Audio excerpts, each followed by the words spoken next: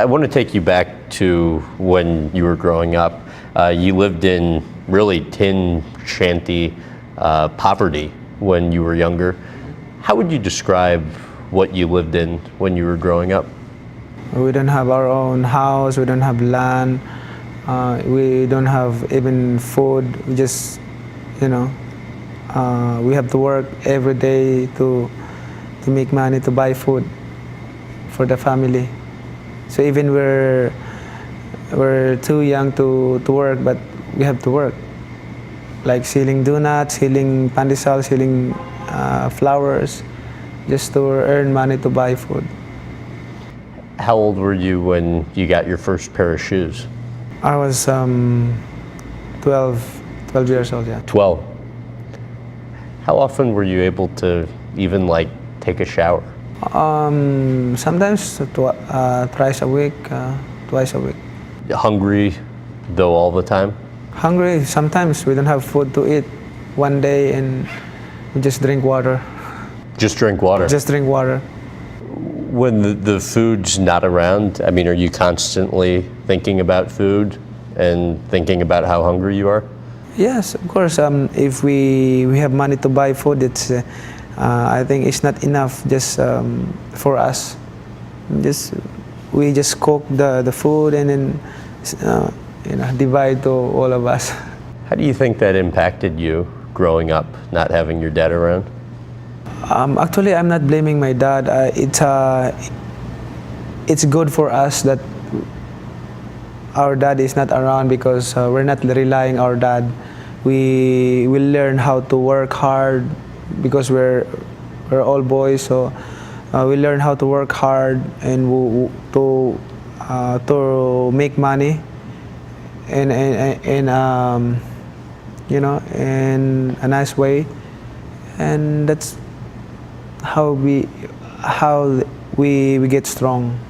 Did you really sleep in a cardboard box and on pavement at times outside when you were growing up? Yes, outside the street I sleep in with the carton, the box. We sleep there. What do you remember from that? Oh, I remember because I understand we don't have house, we don't have money to buy food. But it's good. It's very good experience that I'm so thankful to God that I had experience. I haven't experienced that life, before I get this life. Why? Before I become like this, my life right now, I experienced that life that to have nothing, and even I have millions of dollars or millions of pesos in my hands or in my pocket, I still understand, I still feel the hearts of the poor people. Even if I am the richest man in the world, my heart never changed. That I always feel the hearts of the poor people. They're feeling what it needs. They're feeling what the feelings of being hungry. That's how aside from boxing, I entered to politics because I want to serve honestly, to help the people, and I want to be an example, to be a good example to the politician here in the Philippines, how to be honest, to serve honestly to the people. What do you recall from being knocked out by Juan Manuel Marquez in December 2012? I have a good story for that. Okay.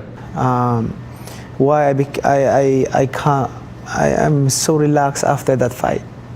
I'm just smiling after, You were?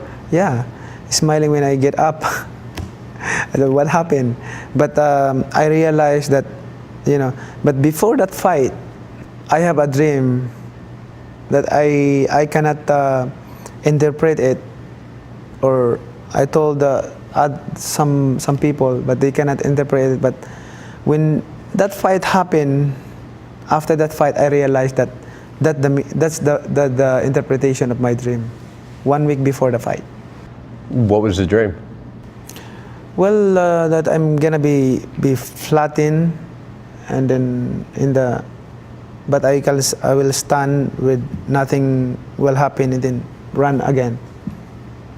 Continue the journey. That's why after that fight, I announced when the media interviewed me, I announced it that we will rise again, because I saw that in my dream. One article read, and I quote, "It began to register on those watching ringside that they may have witnessed what amounted to a public execution in the ring.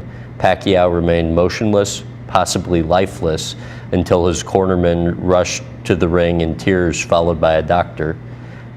Have you watched video of that knockout? Yeah. And I know, Freddie Roach initially was concerned you might, have been killed. Were others sitting ringside that you've talked to thinking the same thing? When I saw that fight, of course, they get nervous, because I was flattened in the canvas, and then I cannot move. But after that, maybe 3 to 5 seconds, I know what happened. It was recommended after that fight that you take a year off. What did you think of that advice? I mean, I accept that advice because, of course, it was a bad loss, and I have to recover. So. Was it hard for you to stay away for that long? No, it's good for me because I've been in boxing 20 years, no stop. It's good for me to rest 1 year. What'd you do? Just I have a lot of business to do, and spend time with my family.